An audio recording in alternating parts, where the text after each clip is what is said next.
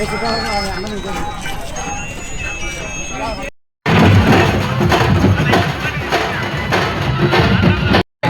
టయానికి వచ్చిందంటే ఎంతో అదృష్టమైన గ్రామము కాబట్టి గ్రామ ప్రజల తొందరగా పోయితే మార్గం చేయండి.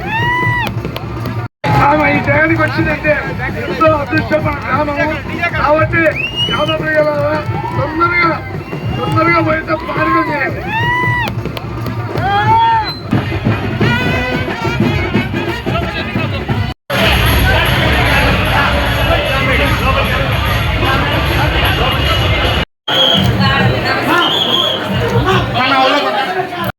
కెమెరా ముందు పోదు నా మీరు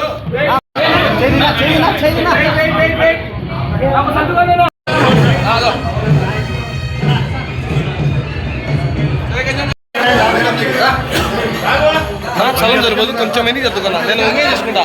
కొంచెం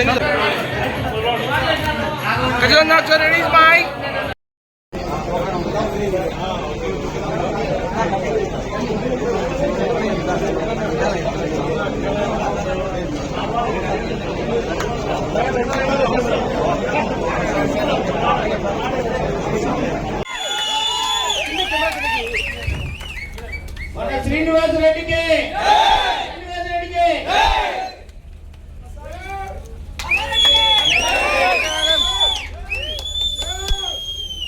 బాధ్యత ఇచ్చారు. మరి జిల్లా బాధ్యత కూడా తను చేయగలనన్న నమ్మకంతో మనం ఇచ్చాం. మీరందరూ సహకరించాలి.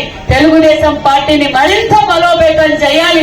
ఎందుకంటే మన యువగల అధినేత నారా లోకేష్ బాబు గారు ఒక పక్క పరిశ్రమలు పెట్టుబడిదారులు భారతదేశంలోని ఎక్కువ శాతం 25.3% పెట్టుబడులు తెచ్చిన ఘనత, ఒక పక్క విద్యాశాఖ మంత్రిగా, ఒక పక్క మన పార్టీని భుజస్కంధాలపై వేసుకొని నడుపుతున్న యువ నాయకుడు కాబోయే ముఖ్యమంత్రి మన లోకేష్ బాబు గారికి మనం అందరూ సహకరించాలనే విషయం కూడా మీకు తెలియజేస్తూ, కాబట్టి మీరు ఎల్లవేళలా మరింత, ఎందుకంటే ఇందాక లోకల్ బాడీ ఎన్నికల్లో మనమేంటో చూపించాలి.